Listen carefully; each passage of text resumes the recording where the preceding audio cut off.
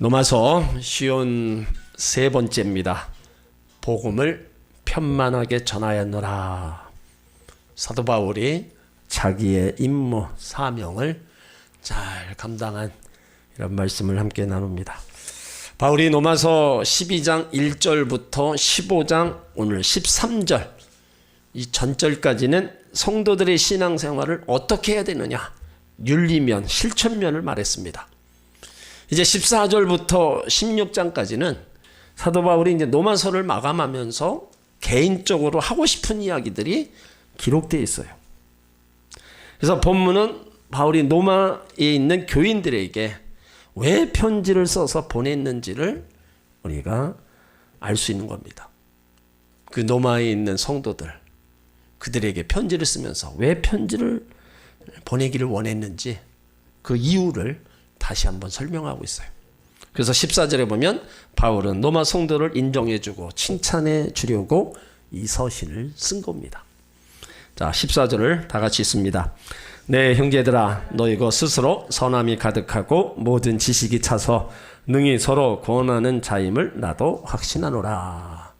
로마 교회와 성도들이 선함이 많고 모든 지식이 가득하고 능히 서로 권하는 자임을 칭찬하면서 바울이 확신한다고 말하고 있습니다.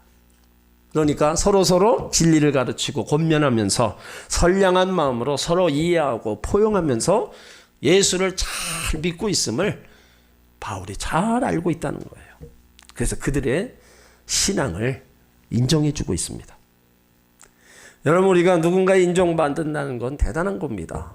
우리 부모에게 인정받고 이웃에게 인정받는 거 중요한 거예요. 사람이 인정을 받으면요, 더 잘하고 더 자신이 있어지고 자기 목숨까지도 바치는 충성심, 희생정신이 바라고 인정하는 데 대해서 나옵니다. 그러니까 사람이 인정받을 때 인정해주는 사람에게 몸을 던지는 거예요. 생명을 걸기도 하는 겁니다. 근데 바울은 지금 로마의 성도들을 인정해주고 있어요. 너희들은 언제 정신을 차리느냐? 꾸중이 아닙니다. 너희들은 생각보다 좋은 모습을 가지고 있다. 인정해주고 있습니다. 너희는 선한 사람이다. 인정해주고, 너희가 하나님에 대한 지식을 가지고 있구나. 또 인정해주고, 서로 능히 세워줄 수 있는 믿음이 장성한 성도로 자랐구나. 인정해주고 있습니다. 그러니까 로마 성도들 선한 사람들이었어요. 말하기는 우리 교회 성도 여러분도 바울이 인정한 로마 교회 성도들처럼 그런 인정받으시길 바랍니다. 선한 자로 인정받으시고요, 하나님에 대한 지식을 가지고 있는 자로 인정받고 서로 능히 세워줄 수 있는, 서로를 중보할 수 있는 믿음의 성도들이 되었구나 하는 그런 인정을 받는 성도들 되시길 바랍니다. 또한 지식에, 하나님 말씀에 대해 지식을 가지고 있었다 그랬어요. 그래서 내 형제들아, 내가 스스로 선함이 가득하고 모든 지식이 차 있다고 말하고 있습니다. 여기 선함은 마음과 생활의 착함을 나타내는 거예요. 그러니까 서로 이해하고 포용하는 착한 마음씨를 가지고 있다는 겁니다. 그리고 지식은 하나님을 바라보는 지식으로서 성경을 아는 지식입니다. 우리가 왜 지음받았습니까? 선한 일을 하라고 지음받았어요. 에베소서 2장 10절에 너희가 선한 일을 위하여 지으심을 받은 자다. 선한 일, 하나님 보시기에 옳게 인정해 주는 것, 바로 우리 가운데 주신 복음의 사명입니다. 그래서 디모데전서 1장 12절에 보면 나를 능하게 하신 그리스도 예수 우리 주께 내가 감사함은 나를 충성되이 여겨 내게 직분을 맡기십니다. 그러니까 우리는 하나님의 말씀인 성경의 지식이 충만해야 됩니다. 어떤 사람이 하나님을 잘 믿어요? 하나님을 바로 아는 사람입니다. 그래서 신앙의 삼박자, 바로 알고, 바로 믿고, 바로 행하자입니다. 보이는 것만큼 믿는다 그러죠? 아는 것만큼 또 믿는다. 그러니까 우리가 하나님에 대해서 말씀을 통해서 자꾸 알아야 돼요. 하나님이 하신 일, 그런 모든 것들을 우리가 알고 알아서 그 일을 나에게도 하나님이 역사해 주시고 나에게도 그러한 일들이 일어나도록 우리가 바로 믿고 바로 행하며 살아가야 되는 겁니다. 우리가 믿는 기독교는요, 성경을 그대로 믿는 교회입니다. 그 개혁교회 세 가지 중요한 그래서 포인트가 있어요. 성경만이 하나님 말씀으로 보는 거예요. 신구약 66권 우리의 믿음과 생활의 표준입니다. 66권 외에 다른 것을 믿고 가르친다면 그것은 이단으로 규정하는 거예요. 그리고 우리는 오직 믿음으로만 구원을 받는다는 겁니다. 로마서의 주제가 오직 의인은 믿음으로 말미암아 살리라예요. 누구를 믿어야 돼요? 예수 그리스도를 내 구주로 영접하고 그 십자가 사건을 믿는 겁니다. 그래서 이 믿음만이 구원을 받습니다. 에베소서 2장 8절로 9절에 너희가 그 은혜를 인하여 믿음으로 말미암아 구원을 얻었나니 이것이 너희에게서 난 것이 아니요 하나님의 선물이라. 행위에서 난 것이 아니니 이는 누구든지 자랑치 못합니다. 철저하게 하나님이 선물이라는 믿음을 통해서 하나님의 선물이라는 것을 우리 가운데 일러주고 있어요. 또 만인 제사장입니다. 16절에 보면 예수 그리스도를 믿는 모든 사람은 다 제사장이에요. 이것은 봉사론입니다. 그래서 세 가지를 쉽게 표현하면 믿음의 기준이 어디 있느냐? 성경에 있어요. 그 기준으로 볼 때 생명은 어디서 얻느냐? 구원을 말합니다. 예수 그리스도를 믿음으로 구원받습니다. 그리고 구원받은 사람은 어떻게 살아야 되는가? 제사장의 직분을 감당하면서 살아가야 된다는 거예요. 우리가 캐톨릭에서 보면 성경 해석을 아무나 할 수 없죠. 어찌 보면 못합니다. 원칙적으로 그것을 하면 파문을 당해요. 그래서 해석을 함부로 못해요. 성경을 공개해서 읽게 한 것도 얼마 되지 않아요. 전에는 평신도들은 성경을 전혀 읽지 못했어요. 그냥 기도문을 받아가지고 읽고 따라갈 뿐입니다. 그러나 우리 개혁 교회가 다른 점은 뭐예요? 성경을 나눠줬어요. 개별로 하나씩 다. 그래서 성경을 많이 읽으라 해요. 그리고 성경을 묵상하라고 가르칩니다. 그러니까 성경을 직접 내가 읽을 수 있다는 거. 우리 안에 성령이 계시기 때문에 모든 성도가 각자 깨달은 만큼 바로 성경을 또 해석할 수가 있다는 겁니다. 그리고 여기서 말하는 만인 제사장은 하나님 말씀을 바로 깨닫고 열심히 말씀대로 봉사하는 자를 말하는 거예요. 그러니까 모든 섬김의 도리를 감당하는 자입니다. 살아있는 예배를 드리고 능력 있는 기도를 드리고 예수님이 명한 전도 사명을 감당하고 성경 속에 제시한 봉사의 삶을 사는 사람, 바로 만인 제사장의 직분입니다. 바울은 그 제사장의 직분을 잘 감당했어요. 그것을 이제 로마 교회에 있는 그들 또한 잘 감당하고 있다고 칭찬하고 있는 겁니다.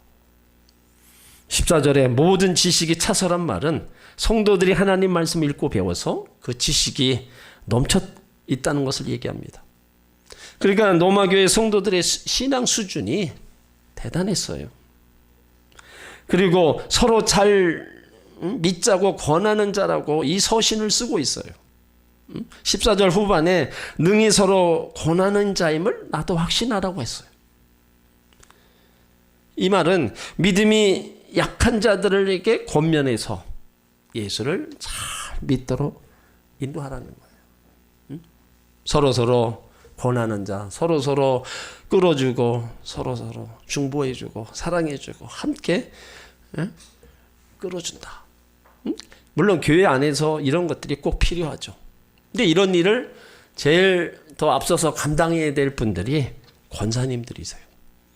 그래서 권사님들은 사명이 있음을 분명히 아셔야 됩니다. 원래 권사는 성경에 보면 권위자입니다. 권면하고 위로하고 섬기는 자들이 권사가 해야 될 일이에요. 어느 성도가 교회를 잘 나오다가 무슨 이유가 있는지 안 나왔어요. 그래서 권사님이 신방을 가서 얘기합니다. 왜 교회 안 나오십니까? 그랬더니 저는 교회 안 갑니다. 이유가 뭡니까? 생각보다 위선자들이 너무 많습니다. 자기가 생각했던 믿는 사람들의 그 모습과 너무 다릅니다. 그래서 고개를 돌려버렸습니다. 이때 권사님이 얘기합니다. 그렇습니다. 그러나 그런 위선자는 천국에 못 갑니다. 그렇게 되면 교회 안 나오는 당신도 위선자가 가는 지옥에서 그를 만나게 될 겁니다. 그러니 사람 보지 마시고 나오십시오. 예수님 제자 가운데 가룟 유다 위선자, 그도 천국에 못 가고 지옥에 떨어졌습니다. 이 소리가 이해가 돼서 다시 나와 신앙생활을 열심히 했다고 합니다. 그러니까 교회의 직분자들은 이런 일을 해야 된다는 거예요. 쉬고 있는 사람, 낙심에 빠져 있고 시험에 빠진 자들에게 권면하는 자가 돼야 됩니다. 근데 권면하는 자가 가져야 될 태도가 있어요. 권면할 때는요, 그 영혼을 사랑하는 뜨거움이 있어야 된다는 겁니다. 저주가 아닌 사랑으로 해야 된다는 거예요. 마음, 미움, 분노가 아니라 동정심, 그리고 눈물로 기도하는 그 권면의 자세가 있어야 된다는 거예요. 그리고 권면하는 자는 분명한 믿음이 있어야 된다는 거예요. 확신 없는 믿음을 가지고 남을 설득할 수 없습니다.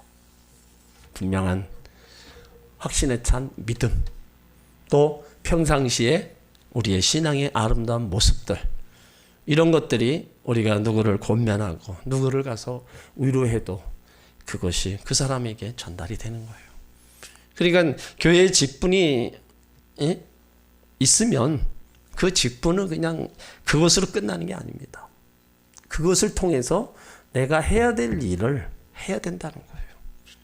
그래서 우리 권사님들이 그런 일들을 구역에서 교회에서 잘 감당하셔서 하나님이 그 직분, 섬기는 자로, 권위자로 세운 그 직분의 사명을 잘 감당하셔야 돼요. 그래야 하늘의 상급과 면류관이 있는 겁니다. 오늘 14절에 바울이 로마교회 성도들에게 내 형제들아, 너희가 스스로 선함이 가득하고 모든 지식이 차서 능히 서로 권하는 자임을 내가 안다. 성도들의 그 아름다운 모습을 바울이 칭찬하고 있는 거예요. 우리 모두도 이런 칭찬받는 주의 자녀들이 되어야 될 줄 믿습니다. 자, 15절을 읽습니다. 그러나 내가 너희로 다시 생각나게 하려고 하나님께서 내게 주신 은혜를 인하여 더욱 담대히 대강 너희에게 썼노니. 바울이 이 서신을 쓰게 된 원인은 이 서신을 읽고 하나님의 은혜를 더욱 생각나게 함이라. 그러기 위해서 썼다는 거예요. 자, 로마서 1장 11절로 12절을 한번 찾아보세요. 바울의 그 마음이 어떠한 것을 써놨습니다.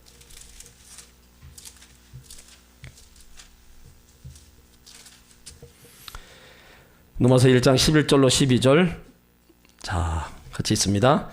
내가 너희 보기를 심히 원하는 것은 무슨 신령한 은사를 너희에게 나눠주어 너희를 경고케 하려 함이니 이는 곧 내가 너희 가운데서 너희와 나의 믿음을 인하여 피차 안위를 얻으려 함이라.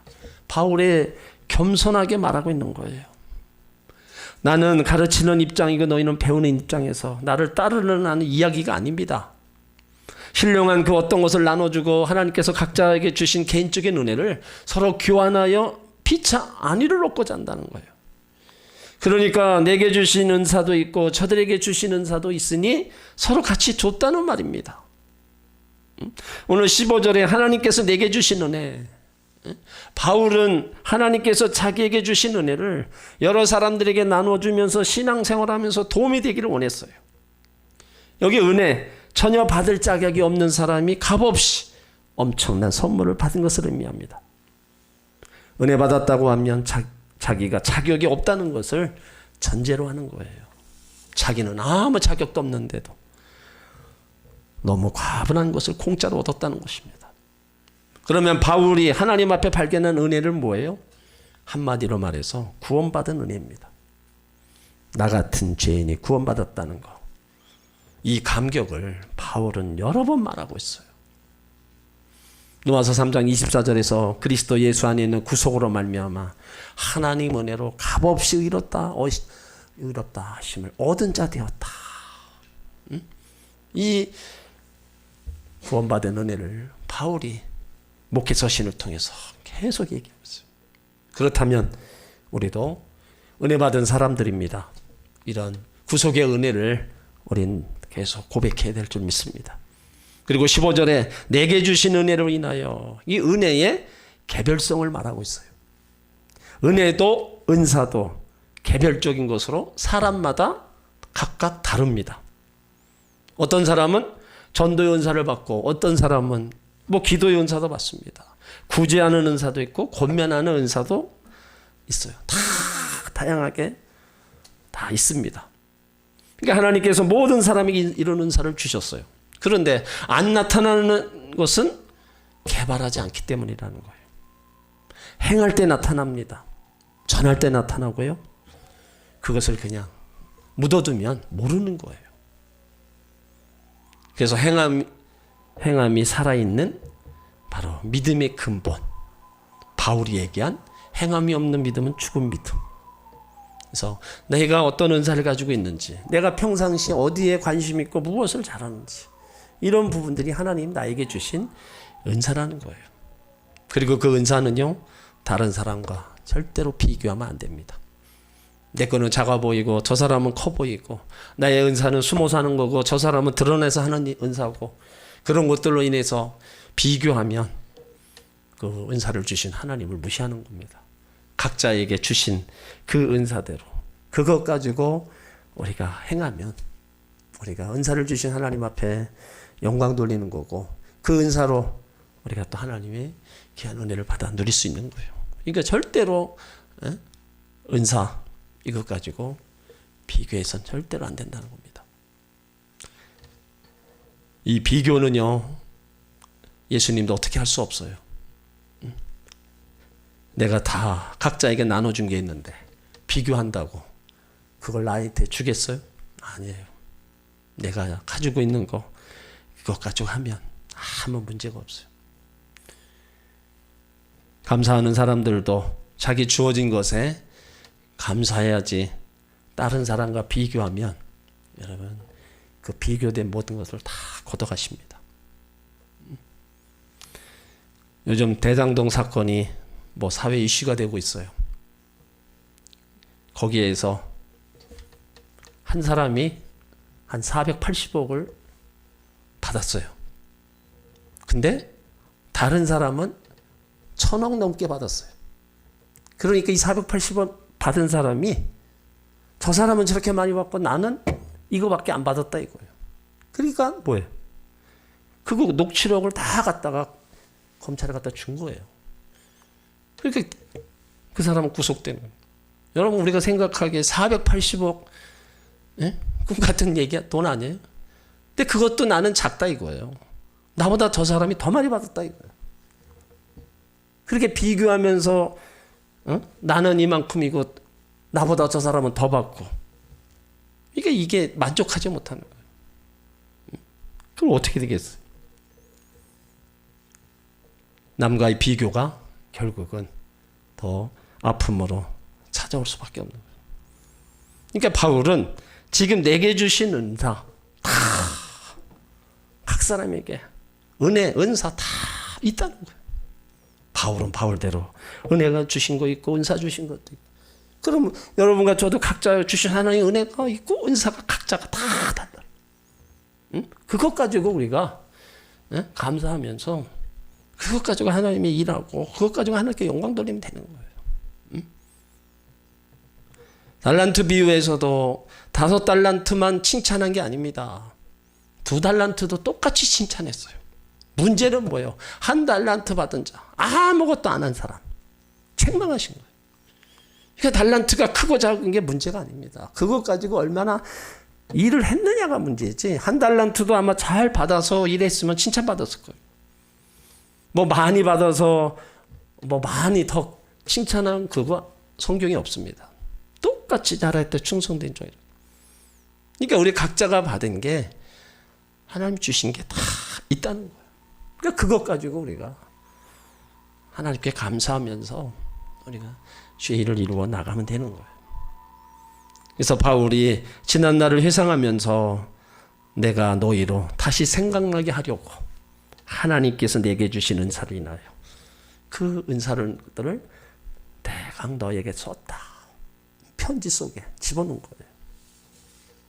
자기를 불러서 예수 그리스도의 복음에 이방인으로 전하도록 사도의 직분을 주신 은혜. 그 사도로 받은 은혜를 이제 16절에서 얘기하고 있어요. 자, 이 은혜는 16절이 있습니다. 이 은혜는 곧 나로 이방인을 위하여 그리스도 예수의 일꾼이 되어 하나님의 복음의 제사장 직무를 하게 하사 이방인을 제물로 드리는 것이 성령 안에서 거룩하게 되어 받으심직하게 하려 하심이라. 지금 바울이 로마서를 쓰는 이유 중에 하나가 하나님이 자기를 이방인의 구원을 위해 세움을 받은 사도임을 알기 위해서 말하고 있는 겁니다. 그러니까 바울은 자기에게는 이방인을 위한 선교적 사명이 주어졌는데 이 사실을 철저히 느끼면서 특별히 노마의 복음화를 소원했어요. 그러니까 바울은 그의 전생애를 통해서 자기 동족 유대인의 구원을 위해서 엄청 노력했습니다. 하나님께 애원을 했어요. 자기 이름이 생명책에서 지워지는 일이 있더라도 이스라엘의 구원을 애통했어요. 그렇지만 그의 전도의 활동 무대는 대부분 이방 세계였습니다. 그 당시 노마는요, 대단한 나라였어요. 세계를 장악하고 있을 만큼 엄청난 힘이 있는 그런 나라였습니다. 그래서 노마는 세계를 통한다.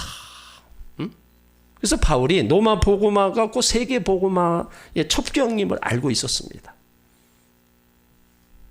또 사도 바울은 자기에게 주어진 직분에 대하여 위대한 애정과 영광으로 여기고 있었어요. 왜 그러냐? 사도라는 직분, 하나님이 주신 가장 귀한 직분이라고 믿었다는 겁니다. 사도라는 직분을 정말 귀하게 했어요. 그러면 우리들도 하나님이 주신 각자의 직분, 여러분 이것을 귀하게 여겨야 된다는 거예요. 세상 감투는요, 이 땅에서만 존재합니다. 그런데 하나님 주신 직분은 영원한 하나님 나라에서도 인정받는다는 거예요. 그 직분은 우리가 신앙생활한 또 열매입니다. 우리가 아무에게나 뭐 장로 직분 주고 검사 직분 주는 게 아니잖아요. 정말로 신앙생활 신실하게 하고 교회가 인정하는 사람, 성도들이 인정하는 그런 사람에게 하나님이 직분을 주셔서 그렇게 해서 얻은 직분이지. 그러므로 그 직분을 우리가 귀하게 여기고 그 직분에 맞는 또 우리가 사명을 잘 감당해 나가야 된다는 거예요. 바울은 일꾼이었어요. 누구 일꾼이었어요? 그리스도의 일꾼이라고 자신은 담대하게 지금 얘기하고 있는 거예요. 그러면 우리도 누구 일꾼이냐? 예수 그리스도의 일꾼.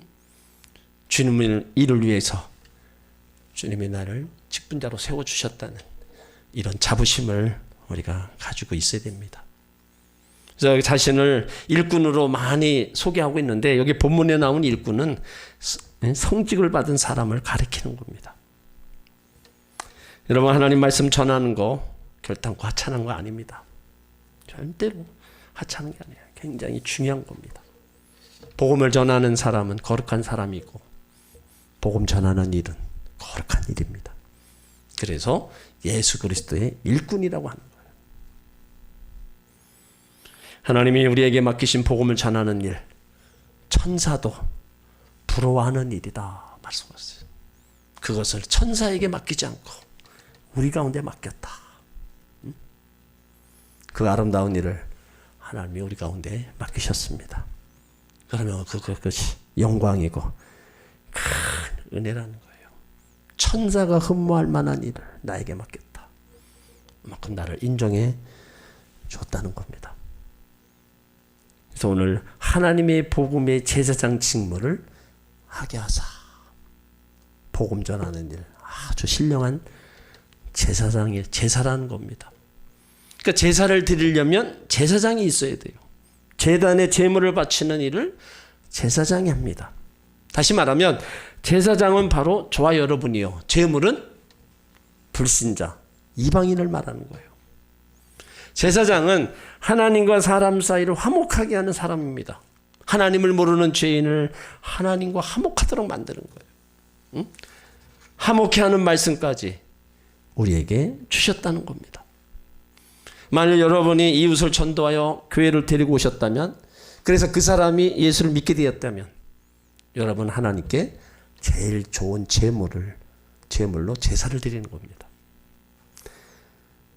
남편을 인도했다면, 남편이 예수 믿게 됐다면 그 아내는 남편을 제물로 삼아 하나님의 마음을 흡족하게 해드리는 제사를 드린 겁니다.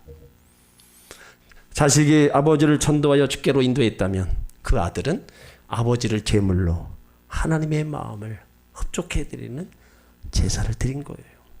그러니까 이런 일을 하는 사람이 제사장입니다. 그러니까 오늘 성경이 우리 가운데 말씀하세요. 15절에 이 은혜는 곧 나로 이방인을 위하여 그리스도 예수의 일꾼이 되어 하나님의 복음의 제사장 직무를 하게 했다는 거예요. 그러니까 구약에 보면 제사장은 아무나 할 수 없었잖아요. 아론과 그 아들들, 그들만이 제사장이 될 수 있었습니다. 그래서 제사장은 전능하신 하나님, 거룩하신 하나님, 높고 영원하신 하나님을 받들어 섬기는 직분, 이게 얼마나 중요하냐 이거죠. 그래서 제사장 하나님께서 인정하시고 부르신 사람이 아니면 아무도 할 수 없습니다. 자, 베드로전서 2장 9절을 한번 찾아보세요. 우리가 누구인가를 우리가 확실히 여러분들이 아셔야 돼요.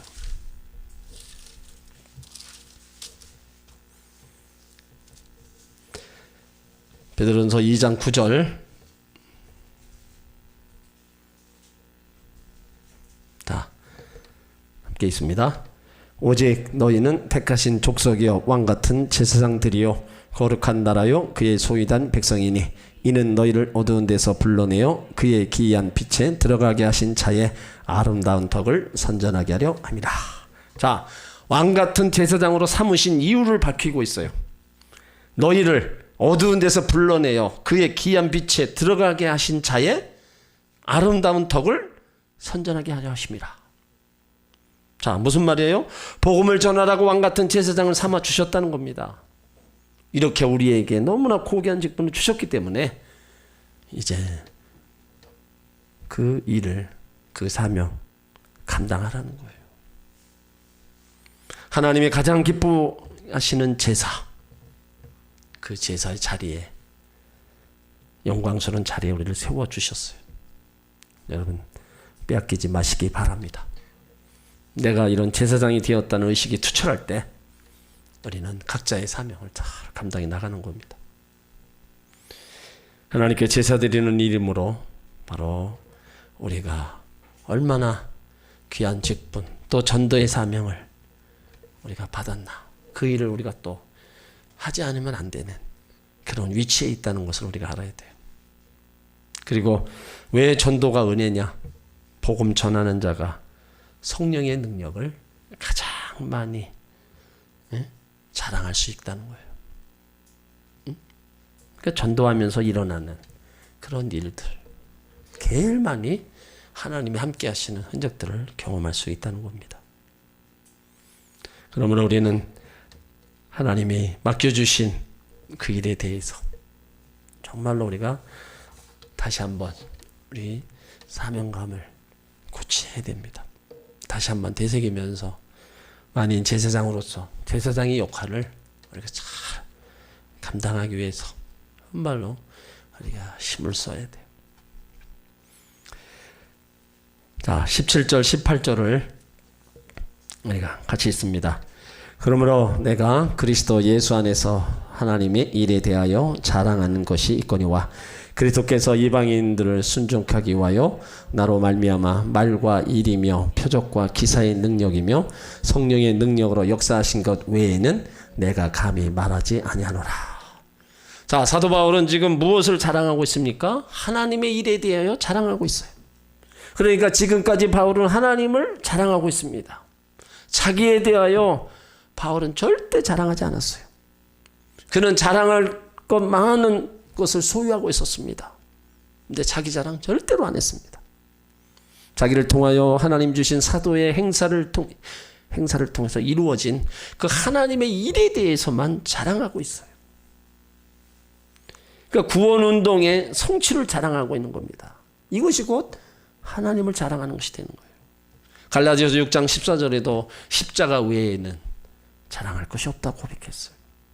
그렇다면 우리도 십자가 외에는 자랑할 것이 없다고 고백해야 합니다. 그 어느 것도 우리가 자랑할 것이 없어요. 오로지 예수님 그 십자가 그 주님을 자랑하는 저 여러분이 되어야 될 줄 믿습니다.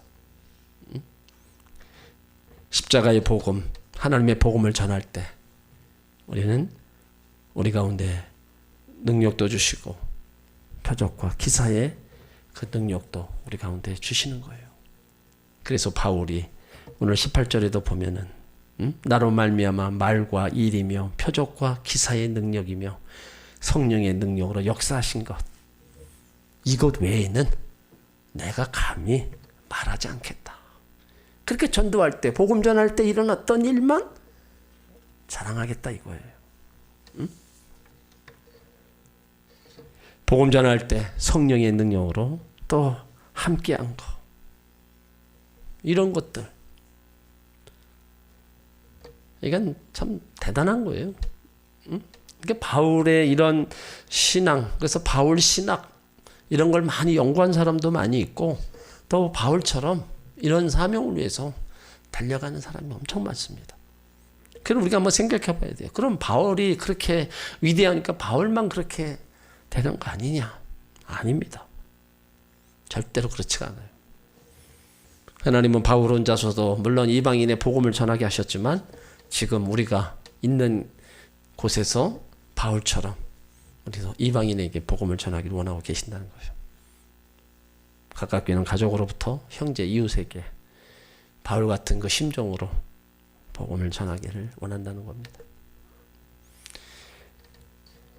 우리는 전도의 사명이 얼마나 귀한 것도 알고 상급도 우리는 알고 있어요. 근데 실질적으로 그것이 현장에서 이루어지지 않고 있음에 정말 안타깝습니다. 우리가 다시 한번 주변을 돌아보면 정말로 너무나 많아요. 믿지 않는 사람들이 너무나 많아요. 그 지옥은 가만 내버려두면 갑니다. 근데 천국은 가만 내버려두면 못 가요. 우리가 주 앞에 인도해야 가는 거예요. 이 일들을 우리가 다시 한번 생각하면서 이 바울의 마음을 다시 한번 갖고 우리가 좀 달려가면 어떠나 또 달려가야 되는 그런 상황에 주어져 있습니다. 여러 가지 악조건이 우리 가운데 펼쳐져서 점점점 우리가 전도하기가 힘들어요. 그래도 우리가 해야 될 일이기에 우리가 하면 결국은 역사하시는 분은 하나님이시라는 거. 우리가 씨를 뿌리지만 자라게 하고 열매 맺게 하시는 분 하나님이라는 거. 그것을 우리가 알고 우리는 이 일을 계속 해야 될 줄 믿습니다. 전하는 자가 있어야 듣고 듣는 자가 있어야 또 주께로 돌아옵니다. 이 일을 우리 교회도 해야 되고 우리 각자도 이 일을 해야 돼요. 내가 하지 않으면 나로 인해서 돌아와야 될 사람이 못 돌아옵니다. 내가 해야 주께로 올 사람이 있다면 그 사람이 영혼을 품고 우리가 정말 기도하면서 이 전도의 사명을 우리는 감당해야 됩니다.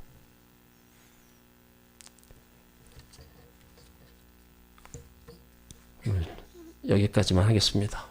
21절까지인데 오늘 시간이 너무 또 많이 가서 다음 주에 이어가도록 하겠습니다.